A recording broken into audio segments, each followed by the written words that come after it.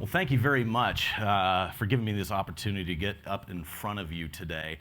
I have a really good presentation here on how marketers can play a very vital role in healthcare, beyond just the typical role one might assume that a marketer might play. Basically, I want to take a few minutes to discuss how the healthcare environment is evolving, and then the role that marketing can play in helping your organizations to adapt and thrive in that environment. In essence, it's basically getting down to the point of taking a kind of retail approach to this environment. Now, when I say retail healthcare, a lot of people, when they react to that and hear that, they say, oh, you're talking about those walk-in medical clinics in a CVS or a Walgreens, aren't you? I'm like, no, actually, that's not what I'm talking about. It's a little bit bigger than that. There's more involved. It's really playing into how you approach the market, how you form your strategies, where you take the patient or the healthcare consumer and really put them in the center of all your decision making, whether it's commercial or it's medical, but it's informing all of these strategies with the consumer insights that marketers are uniquely in place to be able to bring to the table. And really, this market seems to be just advancing at 100 miles per hour, and you've really got to be in a position to anticipate consumer needs and behaviors and get in front of all of those trends. Now, what are some of those trends that are driving a growth of consumerism in the marketplace? There's actually thousands of factors and thousands of variables that are out there. I'm just going to top line a few of them. And in fact, throughout the afternoon, and John touched upon some of them already, but throughout the afternoon, we're going to get a little bit more of a deeper dive in each one of these areas. One of the first trends, changes in demographics and socioeconomics. Okay. This is not new news to anybody in here. You're all aware of the fact that you've got this big population called the baby boomers, following the graying of America, coming through the pipeline. And you've also got this really critical population of people called the millennials that I'm guessing you've probably read 1,000 articles on millennials and healthcare just in the last couple months alone. But the reality is that as people age, obviously they enter into more chronic conditions, which cost the system a lot, especially when you have someone as big as the baby boomers coming through. And millennials are very tech savvy, obviously. They have got conditioned to have so much information at their fingertips, and immediate gratification is something that millennials are pretty much associated with, really, because they want what they need right now when they want it. Another factor that's happening is the uninsured are now starting to get insured under the ACA. And they are also being conditioned to shop for their health insurance online and on the internet. So this is becoming second nature to them, which then leads into another trend that's happening. It's legislation. John touched upon that a little bit earlier. But the ACA, is no surprise to anybody, has had a profound effect and will continue to do so on the way medicine is practiced. Another part of the ACA's effect on healthcare is you've got all of the quality measuring and reporting systems that are as part of the requirements. And what we're seeing is a lot of the physicians that are out there are migrating more to the bigger health systems out that are available. And I heard one statistic the other day that said that 39% of all physicians under the age of 45 have never been in private practice. So that's changing quite a bit. And then the other ones that are in the 50s and 60s, they may just say, no mas, I'm going to move on from this. I'm going to go ahead and retire because I don't want to deal with it. And what's this left is you have a decreased supply of physicians with an increasing demand from patients needing primary care, especially now that they're getting access to health insurance. And the one thing to keep in mind is access to health insurance is not access to health care. So what you're seeing then is people maybe voting with their dollar and finding other alternative forms of health care, like the retail clinics that I talked about earlier on the last slide. You're seeing a growth in retail clinics and urgent care centers, and that's going to continue. And then technology, the technological aspect of this. It's really putting the power of kind of self-determination or self-health care in the consumer's hands. Actually, it's putting it on their hands with the wearables like Fitbit and all. And there's other services out there like price transparency, that are really informing consumers on how to make the right choices from a cost effectiveness impact, especially as they're bearing more responsibility for the costs that are there. And then the internet is an endless source, overwhelming source of information, both good information and bad information, but they're being armed with the ability to do this kind of research and make their decisions, which all leads to some very significant opportunities for the role of marketing in healthcare. It's not just about advertising. It's marketers going forward. It's not just about trying to bring people to your product or service and keeping them loyal. You've actually got armed with different techniques like deep consumer insights mining and being able to apply those insights to change patients' behavior or consumers' behavior. There's a huge opportunity right now where you can affect patient engagement both through patient education and clinical interactions. And I'm going to be sharing with you some of the case studies that we've got where merging this or being able to supplement or aid medical care with marketing techniques has done a lot of good. Now, in my experience, working with health systems and health insurance companies, there is a line of demarcation between marketing and medical and clinical. I haven't seen a lot of marketing groups that are actually in charge of coming up with patient education or scripts for clinical interactions. There's probably a really good reason for that. However, basically, changing consumer behavior is marketing's reason for being. And there is a great opportunity here to take what you know about really digging deep on consumer insights and helping aid the delivery of medical care. Now, when you look at some of the results that are out there with some of the patient engagement, like response rates for email advocacy messages is only 0.08% on average. Only 4.7% response rates on text messaging. What's happening when this is being used for clinical care and follow-up is just basically imparting information. It's not framing up the information that you're imparting in a way that's meaningful necessarily, or at least it doesn't hook the patient into following through. So, is education the answer? Is simply bombarding the patient with enough information the key to making sure that they do what they need to be doing, following the doctor's advice and being adherent to their medications, et cetera? I would submit, actually, no, education is not the answer. It's part of the solution, but it's not the answer to trying to drive patient behavior change. If it was, then why would Johns Hopkins find that about 52% of all physicians are overweight or obese?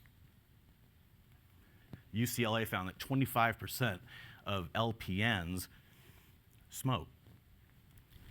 These guys are the most health-educated people in the world. Yet, despite all of that education, they still do behaviors that are not indicative of healthy living. Excuse me 1 second. Sorry, I had to wet my whistle on that one. So there's got to be more. There's got to be more to it. And what is it? It's basically digging to the why behind the behaviors. If you can figure out the why to why people do what they do, then you've unlocked the motivations, and you can actually have a meaningful interaction with the patient or the healthcare consumer and trigger those health behaviors that you're looking for. One of the things in your marketer's toolbox, something called psychographics segmentation. A lot of you might be familiar with what psychographics are. Others may be looking at psychographics and saying, ooh, what is that psychobabble graphic stuff that you're talking about? Psychographics pertain to people's attitudes, their lifestyles, their personalities, and their values. Okay? Basically, it's who they are as a person. And if you can understand that, that is the key to unlocking motivations. And if you can group people according to shared values and attitudes, you can be very efficient in your patient engagement, whether it's marketing or whether it's medical care. Everybody here knows what consumer segmentation is. I know that. But there's various types and approaches to consumer segmentation. At the very top is demographic, socioeconomic, health condition, which is a good start. However, that assumes that everybody of a certain age group, ethnicity, everybody with diabetes, thinks and acts alike. And we know that's not the case, okay? People are different. This is a good start, though. What I would say is any segmentation is better than no segmentation. But it needs to get more deeper than that. Behavioral segmentation. This is where health systems, health insurance companies, they're using utilization data, claims data to basically use past behaviors to predict future behaviors. And that's really good and powerful. Grocery stores, like I shop Kroger. I'm from Cincinnati, Ohio. So I don't know if there's a Kroger here or not, but flew in last night from Cincinnati. But they have a little loyalty card that they'll swipe everything, and all of a sudden, I get coupons in the mail for peanut butter and beer because they know that's all I have in my house. Single guy living on the road constantly, that's all I've got, peanut butter and beer. That's all behavioral segmentation. Powerful stuff, but it only tells you what people are doing, not why they're doing it. When you get to psychographic segmentation then, you can start to uncover how people are united by a common thread of motivations and values, and the real emotional underlying and often unarticulated triggers for these types of responses. Now, I came from Procter & Gamble. I was there 20 years in marketing, all in healthcare. So I'm pretty familiar with the way things are done at P&G. And what I'll tell you is psychographic segmentation is actually one of the keys to the success of most of our brands, at least the billion-dollar brands. At last count, I believe P&G had 21 brands that were at least $1 billion in revenue. And there's a science behind it. There's art. There's obviously art to marketing. But there's a science to it that P&G is really able to harness to drive market leadership. So for instance, Tide, you see this up here, plus Gain. That's another one of P&G's detergents. They have basically something for everybody. They have about 13 psychographic segments of people that have all different types of personalities and motivations and priorities when it comes to cleaning laundry. So you have every type, size, form, flavor of detergent, whether it's powder, whatever, and it takes up the shelf space in the retail stores. Consequently, P&G actually owns 52% of the global detergent market, because by understanding each of these distinct groups of people, they create a product and market to them. Okay? There's another approach that you can use with psychographic segmentation and targeting. It's called prime prospecting. And what that means is you take a subpopulation of people that are responsible for disproportionate business growth over the next 12, 18, 24 months, and you throw everything at them. All of your marketing design, all the products and everything, and you just go after those people. And that population might only be about 15 to 20% of the population. There's one brand that does this really, really well. It's Pampers. Pampers actually only targets 4% of the diaper buying public. 4%. They'll design all of the experiences for that and then let everybody else draft behind them in some kind of a halo effect. Consequently, Pampers is $8 billion, just targeting 4%. Now, it really comes down to strategy. What strategies you want to take. In healthcare, you have to be all things to all people, obviously, because you're providing care to everybody. So it might be more of this kind of Tide approach. But depending on what the strategy is and the objective, it might be more of this prime prospect approach. In healthcare, we actually have a model, a psychographic segmentation model that you can see here, and there's other models that are out there too. So, and you all may actually have your own psychographic models for all I know, or other kind of consumer segmentation groups. But this model is actually the product of about 18 of my 20 years at P&G. While I was there, I helped lead the development of 3 different psychographic segmentation models, evolving it all along the way, getting more and more predictive. Until I left P&G back in 2012, started C2B with a couple partners, and came up with this model here. And what you're seeing is 5 distinct health personalities or psychographic segments. They're all on a continuum of more proactive and wellness-oriented to more reactive and disengaged. People that need directive guidance and being told what to do, whereas others need to have more options and choices because they own their own healthcare and a doctor can't tell them what to do, they can only suggest. And then there's some segments that will actually put a clinician or an institution up on a pedestal and say, that's so credible, I'm gonna listen to whatever they say because they're the experts, whereas other segments kind of say, hey, what? Physicians, health insurance companies. They're one variable among many, and they'll be in my consideration set, but they're not the end-all, be-all answer to things. So I'll actually go through each one of these segments so you can see which ones they are and give a description. But I'll give you an idea of how two segments can actually behave exactly the same way, but the motivations for it are very different. The two most proactive segments that you see in the pie chart up there are the self-achievers and the balance seekers over on the right.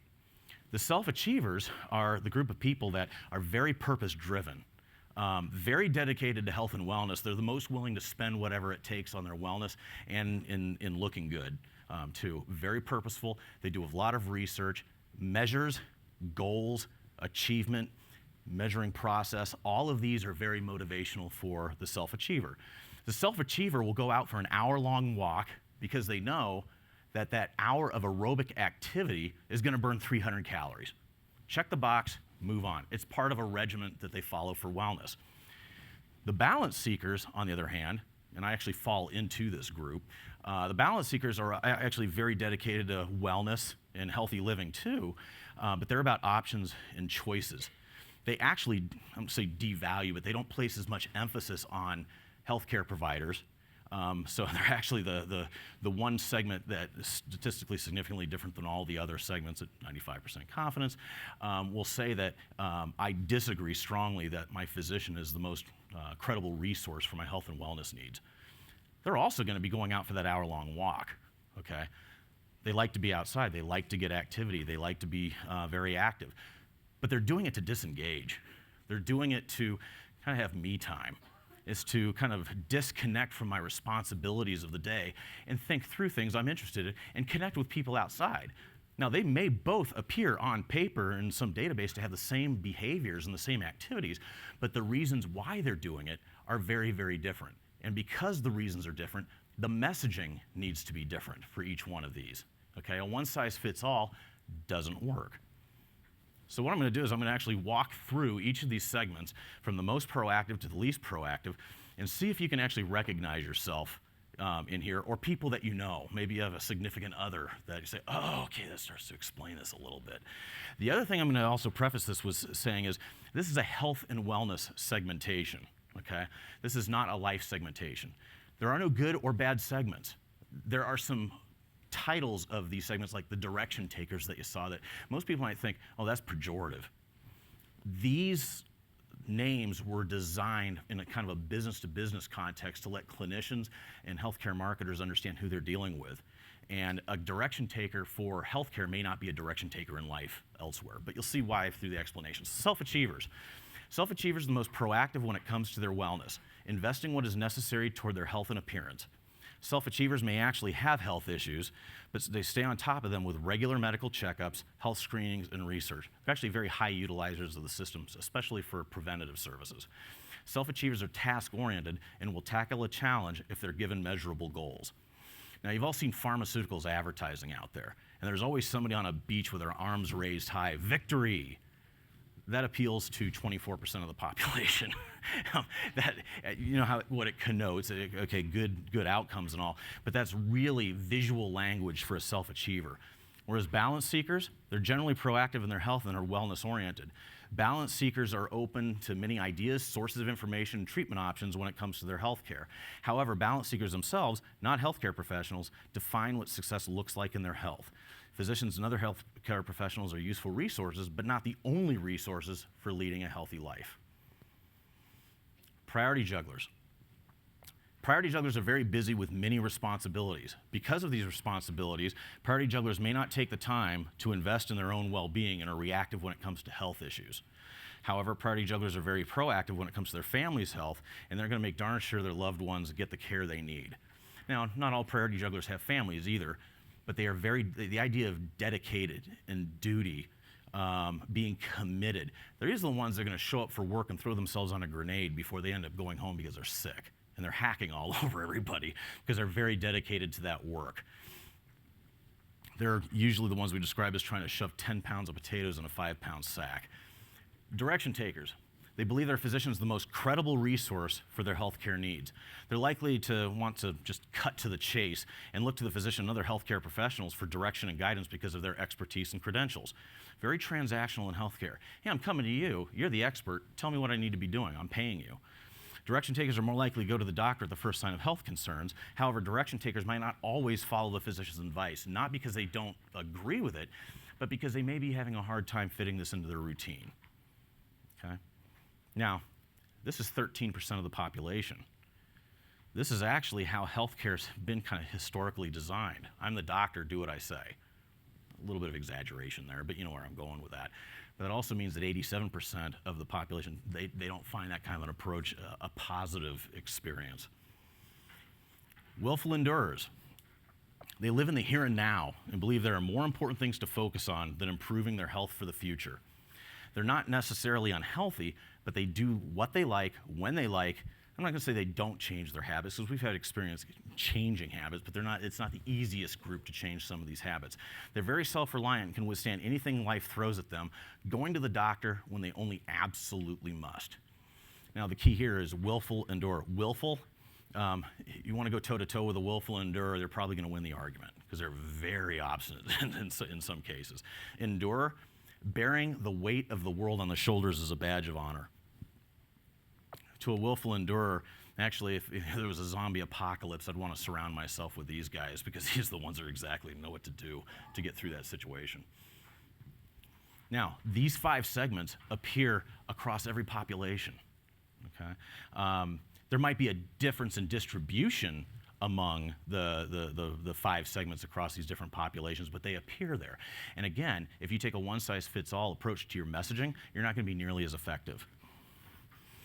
In essence, this is kind of a summary of the different motivations, descriptions, what drives each of these 5 psychographic segments, and what's your engagement strategy. There's actually a whole code book that goes into words to use and words to stay away from if you don't want to trigger the wrong behaviors and actually be very successful with them. Now, we're not the only ones recognizing that consumer insights are very important to healthcare. A lot of very trusted publications are saying, hey, it's about time now that things like consumer segmentation, the consumer insights that you have as marketers can actually apply in healthcare. And there was a really good article that came out, it was 1 or 2 months ago, from the Harvard Business Review that said, hey, psychographics is just as important as demographics. And the problem historically has been activating it. How do you operationalize it? Because it could be a really good academic exercise, but if you can't operationalize it, it's pretty much a waste of money. But that's changing. Give you an example of how to make this actionable. You take a population of people. In the model that we've got, we have 12 questions, takes about 1.5 minutes. You can answer the questions, and with 91.1% confidence, we know they fall into one of those 5 segments. It's not hard to do. However, if you've got tens of thousands, hundreds of thousands of patients that are out there, it might be really hard to prospectively get them to answer all these questions. So we work with a company called the KBM Group. I don't know if anybody here knows who the KBM Group is, but they work with a lot of big insurers and health insurance companies. They're a national data compiler, okay? Like Experian or Axiom. You know your data, you know your credit scores. Not going to ask you for them, but you know they exist. And the way Experian comes up with it is to go to third-party data sets and tally it up and have records on absolutely everybody. KBM Group does this too nationally. They have 230 million adults over the age of 18 in their database using third-party results, and they've got 3 or 4 records, 700 million records when it's all said and done on everybody. And they can tell you everything from what you purchase, where you purchase it, et cetera, and this is where a lot of the companies go and license this kind of data. We actually licensed our model to KBM, and what they did was project it onto every adult in the United States. So today, I could actually tell everybody in the US according to one of these 5 psychographic segments. It's kind of scary from a Big Brother standpoint. But the other thing too from the KBM data, because it's projected, it's more 60 to 65% predictive versus the 91% if you do it prospectively. And we've got people that we're working with that actually do both. What they'll do is they'll license the KBM data, have everybody segmented up front, and then they'll end up prospectively having them take the classifier. And then when there might be a difference in the classification, it replaces that the segment name in the EMR. Now, how else do you apply this? There's two ways of doing it. One could be one-on-one engagement. We're working with TriHealth in Cincinnati, and we're working with their health coaches. We did a pilot for about 3 or 4 months with only 4 health coaches, and they were focused on diabetes and musculoskeletal issues. Okay? We worked with them to train them in the 5 psychographic segments and how they do that kind of interaction, and the results were pretty positive. A lot of the personal health goals were attained. This is things like nutrition, fitness, A1Cs lowering, things like that. And qualitatively, they were feeding back to us, the health coaches were, that this really reduced that time to be able to connect and make a relationship with the patient, to understand, start actually coaching them and motivating them into behavior change, which led to, actually we trained about 31 health coaches beyond that, because they're expanding it across their system. The other way to do it, again, if you're doing hundreds of thousands of people, is automated. We have a platform that does this, emails, text messages, interactive voice response. There's a lot of systems out there that do that same thing. This, though, leverages the psychographic messaging. And we're actually in the 5th month of a 6-month pilot with a very prestigious New England hospital, but because we're not done with a pilot, I can't name the hospital, but I'm taking advantage of Google's capabilities to do a Google Earth shot of where they're located. So if you can actually are familiar with topography, maybe you'll know exactly where this hospital is. But they focus on, and I hope I get this right, posterior lumbar spinal fusion surgery. That's the department that we're working with right now. And they've got 3 nurses that are doing follow-up, 3 full-time FTE nurses doing follow-up to make sure the people do not readmit back to the hospital. And they're getting about 6% on their readmissions, which to us, when we got schooled on this, to us it sounds great. Hey, you're doing a great job. The head surgeon came back to us and kind of chastised us, saying, hey, look, 6%, if somebody readmits, that's a minimum of a $35,000 charge. 6% here is like 30% in COPD. Like, okay, I'm a marketer, I'm not a doctor, I didn't know that. But he said, if we can get that from 6 down to 5, that would be pretty big. And originally, they were looking at hiring a 4th nurse to do this, and they really didn't have the capabilities or the resources to do that. So with this system, we had everybody, their patients over the 6 months, take the classifier in the week before the surgery and had them segmented. There was communications going out twice before the surgery and 7 times after that surgery, and each one of these communications had a patient response mechanism in it, whether it was to watch videos, education, or answer some survey questions on, hey, do you feel pain, is your wound draining, and all that, using email and text. And through the course of this pilot, pretty positive results here. We got 0 readmissions in 6 months. Okay. Nurse FTE time went from 3 full-time down to 1 nurse spending 1 to 2 hours a day, because we have a dashboard that says red, yellow, green. Green, everything's good, they're answering all the messages. Yellow, you might want to follow up to make sure that they're actually answering some of those survey questions. In red, there's an issue. And when anybody selects a red, like, yes, I'm feeling wound pain, a text immediately goes to the nurse follows up, and it gets taken care of. And this is pretty good. So we're looking to have an abstract actually written on this, and hopefully the next time I get in front of you guys, I can actually tell you who this organization is, but you're probably very familiar with them. With that, and I got 45 seconds left here. I want to thank you for the time. I hope you have a good understanding or a greater appreciation for how the consumer insights and the consumer understanding and using consumer approaches can help augment medical care. And you actually have, I think, an expanded role in healthcare going forward. I think there's a great partnership between marketing and the clinical side of things. And by the way, if you want to know which one of the 5 segments you are, you can just go to the website. It's on the home page. It only takes about 90 seconds to report back what it is. And with that, I am actually going to have 12 seconds, and I'm going to end it by saying thanks again. And I'm looking forward to connecting with people at the reception later on today. Please come up and ask me some questions. Thanks.